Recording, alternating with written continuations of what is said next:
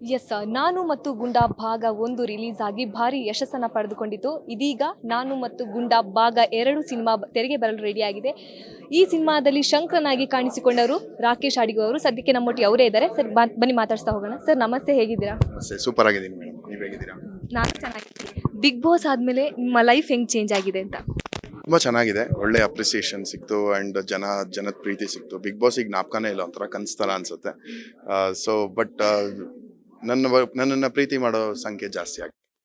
Shivraj KR ಪೇಟೆ ಅವರು ನಿಮ್ಮ ಮೇಲೆ ದೊಡ್ಡ ಜವಾಬ್ದಾರಿನೇ ಹೊರಿಸಿ ಹೋಗಿದ್ದಾರೆ. ಸೊ ಆ ಜವಾಬ್ದಾರಿ ಹೆಂಗಿದೆ? ಇಲ್ಲ, ಆ ಜವಾಬ್ದಾರಿ ಇಡೀ ತಂಡದ ಮೇಲಿದೆ.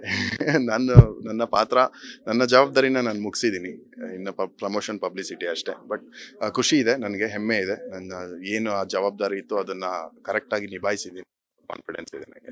ನಿಮಗೆ ನಾಯಿ ಅಂದರೆ ಸಿಕ್ಕಾಪಟ್ಟೆ ಇಷ್ಟ ಅಂತ ಗೊತ್ತು. ಸೊ ಆ ಫೀಲ್ ಹೇಗಿತ್ತು, ನಾಯಿ ಜೊತೆ ಆ್ಯಕ್ಟ್ ಮಾಡಿದ ಫೀಲ್ ಎಲ್ಲ? ಅದು once in a life time experience. ಅದನ್ನು ನಾನು ಹೆಂಗಿರ್ಬೋದು ಅಂತಲೂ ಇಮ್ಯಾಜಿನ್ ಮಾಡ್ಕೊಂಡಿರಲಿಲ್ಲ. ಮೊದಲು ಸ್ಟಾರ್ಟಿಂಗ್ ಸ್ವಲ್ಪ ಚಾಲೆಂಜಿಂಗ್ ಇತ್ತು. ಬಟ್ ಎಫರ್ಟ್ ಹಾಕಿ ಅವನ ಜೊತೆ ಒಂದು ಬಾಂಡಿಂಗ್ ಬೆಳೆಸ್ಕೊಂಡು ಅವ್ನು ನನ್ನ ಮಾತು ಕೇಳೋ ಥರ, ಒಂದು ತಕ್ಕ ಮಟ್ಟಿಗೆ ನನ್ನ ಮಾತು ಕೇಳೋ ಥರ ಆದಮೇಲೆ ತುಂಬ ಎಂಜಾಯ್ ಮಾಡಿದ್ವಿ.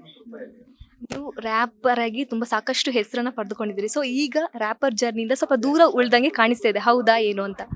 ಇಲ್ಲ, ಇವಾಗ ಮೇ ಅಲ್ಲಿ ಒಂದು ಸಾಂಗ್ ರಿಲೀಸ್ ಮಾಡ್ತೀನಿ. ಬಟ್ ರ್ಯಾಪ್ ಇದರಿಂದ ಒಂದು ಸ್ವಲ್ಪ ದೂರನೇ ಇದ್ದೀನಿ, ಯಾಕಂದರೆ ಇಂಟ್ರೆಸ್ಟ್ ಹೋಗ್ಬಿಟ್ಟಿದೆ ನನಗೆ. ಜೊತೆಗೆ ನಿಮ್ಮ ಪರ್ಸನಲ್ ಲೈಫಿಗೆ ಯಾವಾಗ ಟೈಮ್ ಕೊಡ್ತೀರಾ? ಅಂದರೆ ಮದುವೆ ಬಗ್ಗೆ ಕೇಳ್ತಾ ಇದ್ದೀನಿ, ಯಾವಾಗ ಮದುವೆ ಆಗ್ತೀರಾ ಅಂತ? ಇಲ್ಲ, ಇವಾಗ ಖುಷಿಯಾಗಿದ್ದೀನಿ, ಪೀಸ್ ಆಗಿದ್ದೀನಿ. ಸೊ ಸದ್ಯಕ್ಕೆ ಏನು ಯೋಚನೆ ಇಲ್ಲ ಮದುವೆ ಆಗೋಕ್ಕೂ ಇಂಟ್ರೆಸ್ಟ್ ಇಲ್ಲ, ಅವಶ್ಯಕತೆ ಇಲ್ಲ ಅನಿಸ್ತಾ ಇದೆ. ಹಾಗೆ ಚೆನ್ನಾಗಿದ್ದೀನಿ. ನಾಯಿ ಜೊತೆ ಆ್ಯಕ್ಟ್ ಮಾಡೋದು ಸಿಕ್ಕಾಪಟ್ಟೆ ಕಷ್ಟ. ಸೊ ಆ ಚಾಲೆಂಜಿಂಗ್ ಹೆಂಗಿತ್ತು ಅಂತ? ಅದೇ ನಾನು ಹೇಳಿದಾಗೆ, ಮೊದಲು ಅವನನ್ನು ಸ್ವಲ್ಪ ಅಡ್ಜಸ್ಟ್ ಮಾಡಿಕೊಂಡು ಅವನ ಜೊತೆ ಒಂದು ಫ್ರೆಂಡ್ಶಿಪ್ ಮಾಡ್ಕೊಂಡು ಒಂದು ಬಾಂಡಿಂಗ್ ಮಾಡಿಕೊಂಡು. ತುಂಬ ಇಂಟ್ರೆಸ್ಟಿಂಗ್ ವಿಷಯ ಏನಂದರೆ, ಹೇಳಿದ್ರು ಅವರು ಫಸ್ಟೇ ಕಮೆಂಟ್ ಕೇಳಿದ್ರು ಕೊಡಲ್ಲ, ಈಗೋ ತೋರಿಸ್ಬಿಡ್ತಾರೆ. ಯಾಕಂದರೆ ಇವ್ನು ಯಾರು ಬಂದು ಒಂದು ಬಿಸ್ಕೆಟ್ ಕೊಟ್ಟು ಇಷ್ಟೇ ಅಂದರೆ ನಾವು ಯಾಕೆ ಮಾಡಬೇಕು ಅನ್ನೋ ಥರ ಮೈಂಡ್ ಸೆಟ್ ಇರ್ತವೆ. ನಾನು ಹೌದಾ ಹಿಂಗೆಲ್ಲ ಇರ್ತಾವ ಡಾಗ್ಸು ಅಂತ ಟ್ರೈ ಮಾಡಿದೆ, ಕೇರ್ ಮಾಡಲಿಲ್ಲ ನನಗೆ.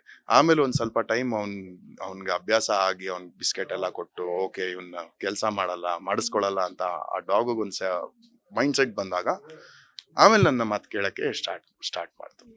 ನಾಯಿ ಅಂದ್ರೇನೆ ಒಂಥರ ಇಮೋಷನ್. ಸೊ ಈ ಸಿನಿಮಾದಲ್ಲಿ ಆ ಎಮೋಷನ್ ಯಾವ ರೀತಿಯಾಗಿದೆ ಅಂತ? ಯಾವ ಥರ ಎಲ್ಲ ಫನ್ನಿ ಆಗ್ಬೋದು, ಎಮೋಷ್ನಲ್ ಆಗ್ಬೋದು, ಸೀರಿಯಸ್ ಆಗ್ಬೋದು, ಎಲ್ಲ ರೀತಿಲೂ ಎಲ್ಲ ವೇರಿಯೇಷನ್ಸು ಇದೆ ಅಂತ ಹೇಳ್ಬೋದು. ಒಂದು ಸಿನಿಮಾಲಿ ಹೀರೋ ಹೀರೋಯಿನ್ಗೆ ಏನು ಪ್ರಾಮುಖ್ಯತೆ ಇರುತ್ತೆ, ಏನು ಹೈಪ್ ಕೊಡ್ತಾರೆ, ಯಾವ್ಯಾವ ಥರ ಎಮೋಷ್ನಲ್ ಲೇಯರ್ಸ್ನಲ್ಲಿ ತೊಗೊಂಡು ಹೋಗ್ತಾರೆ, ಆ ಥರ ಇಲ್ಲಿ ಗುಂಡಾಗೆ ತೊಗೊಂಡು ಹೋಗಿದ್ದಾರೆ. ಗುಂಡಾ ಜೊತೆ ಆ್ಯಕ್ಟ್ ಮಾಡಿದ್ದು ಎಷ್ಟು ಖುಷಿ ಆಗಿದೆ? ತುಂಬ, ಅದು ಹೇಳಿದ್ನ once in a lifetime memory. ಅದು ಲೈಫಲ್ಲಿ ಮರೆಯೋಕ್ಕಾಗಲ್ಲ ಈ ಎಕ್ಸ್ಪೀರಿಯನ್ಸ್ನ. ಇದನ್ನು ಯಾವಾಗಲೂ ಚೆರಿಷ್ ಮಾಡ್ತೀನಿ. ಅದೇ ಒಂಥರ ಅವು ಡಿವೈನ್ ಬೀಯಿಂಗ್ಸ್ ಅಂತವೆ ನಮಗೆ. ಅಂದರೆ ಅವ್ರ ಮೆಂಟಾಲಿಟಿನೇ ಬೇರೆ, ಅವ್ರ ಕಾನ್ಷಿಯಸ್ನೆಸ್ಸೇ ಬೇರೆ, ಅವ್ರು ಇರೋ ರೀತಿನೇ ಬೇರೆ. ಅವ್ರ ಜೊತೆ ನಾವು ಎಮೋಷ್ನಲ್ ಆಗಿ ಏನೋ ಡೈಲಾಗ್ ಹೊಡಿತಾ ಇರ್ತೀವಿ, ಇದು ಮಾಡ್ತೀವಿ. ಅವಾಗ ತುಂಬ ಮನಸ್ಪೂರ್ವಕವಾಗಿ ಅಳು ಬಂದಿದೆ, ನಗು ಬಂದಿದೆ ನನಗೆ. ಅದು ತುಂಬ ಸರ್ಪ್ರೈಸಿಂಗ್. ಶೂಟಿಂಗ್ ಸೆಟ್ನಲ್ಲಿ ಗುಂಡಾ ನಿಮ್ಮೊಟ್ಟಿಗೆ ಹೆಂಗಿದ್ದ? ಅವ್ರು ರಾಯಲ್ ಟ್ರೀಟ್ಮೆಂಟ್ ಅವ್ರಿಗೆ. ನಾವೆಲ್ಲ ಚಿಕ್ಕ ಆರ್ಟಿಸ್ಟು, ಅವ್ರು ಸೂಪರ್ ಸ್ಟಾರು. ಹಾಗೆ ಅವ್ರು ಬರೋವರೆಗೂ ನಾವು ವೆಯ್ಟ್ ಮಾಡ್ತಾ ಇದ್ವಿ. ಆಮೇಲೆ ಒಂಚೂರು ಬಿಸಿಲಾದ್ರೆ ಅವ್ರಿಗೆ AC ಕಾರಲ್ಲಿ ಹೋಗಿ ನೀಟಾಗಿ AC ಟ್ರೀಟ್ಮೆಂಟು, ಒಳ್ಳೆ ಚಿಕನ್ನು. ಅವ್ರು ಸೂಪರ್ ಸ್ಟಾರ್, ನಾವು ಆ್ಯಕ್ಚುಲಿ ಅವ್ರ ಹೀರೋ, ನಾವು ಸಪೋರ್ಟಿಂಗ್ ಕ್ಯಾರೆಕ್ಟರ್ ಥರ ಇದ್ವಿ. ಆ್ಯಂಡ್ ಬ್ರೇಕ್ ಟೈಮಲ್ಲಿ ಒಳ್ಳೊಳ್ಳೆ ಲೊಕೇಶನ್ಗಳಲ್ಲಿ ಶೂಟ್ ಮಾಡ್ತಾ ಇದ್ವಿ. ಸೊ ಅವನಿಗೂ ಫ್ರೀ ಇರ್ತಿತ್ತು, ಚೆನ್ನಾಗಿರ್ತಿತ್ತು. ಬ್ರೇಕ್ ಟೈಮಲ್ಲಿ ಆಟ ಆಡ್ಕೊಂಡಿರ್ತಿದ್ವಿ. ತುಂಬ ಹಚ್ಕೊಂಡಿದ್ದೆ ಅವನ ಜೊತೆ ನಾನು. ಈ ಸಿನಿಮಾದಲ್ಲಿ ಡೈರೆಕ್ಟ್ರು ಸಿಕ್ಕಾಪಟ್ಟೆ ಚಾಲೆಂಜ್ನ ಫೇಸ್ ಮಾಡಿದ್ದಾರೆ ಅಂತ ಹೇಳಿದ್ರೆ, ಆ ಚಾಲೆಂಜ್ಗಳು ಏನು ಅಂತ? ಲೊಕೇಶನ್ ನಮಗೆ ಕಾಸ್ಟ್ ಆಗ್ತಿತ್ತು. ಒಳ್ಳೊಳ್ಳೆ ಜಾಗಗಳಲ್ಲಿ ಹೋಗಿ ಇರುವಾಗ ಸಡನ್ನಾಗಿ ಮಳೆ ಬಂದ್ಬಿಡೋದು, ಯಾವಾಗ ನಿಲ್ಲತ್ತೆ ಗೊತ್ತಿಲ್ಲ. ಆ್ಯಂಡ್ ಅರ್ಧ ಶೂಟ್ ಮಾಡಿರ್ತಿದ್ವಿ, ಸೀನ್ ಮುಗ್ಸೋಕ್ಕಾಗ್ತಿಲ್ಲ, ಕಾಯಬೇಕು. ಬಟ್ ಅದನ್ನು ನೆಕ್ಸ್ಟ್ ಡೇ ಆದರೆ ಮತ್ತೆ ಇನ್ನು ಲಕ್ಷಾಂತರ ರೂಪಾಯಿ ಖರ್ಚಾಗತ್ತೆ. ಹಾಗನ್ಬಿಟ್ಟು ಹೆಂಗೋ ಮುಗಿಸ್ಬಿಡೋಣ ಅಂತ ಪ್ರಯತ್ನ ಪಡ್ತಾ ಇರಲಿಲ್ಲ. ಇಲ್ಲ ಬೇಡ, ಕಾಯೋಣ ಅಂತ. ಅದು ಅವರೇ ಪ್ರೊಡಕ್ಷನ್ನು ಮಾಡ್ತಿರೋದ್ರಿಂದ ತುಂಬ ಚಾಲೆಂಜಸ್ ಆ ಥರ ಫೇಸ್ ಮಾಡ್ತಾ ಬಂದರು.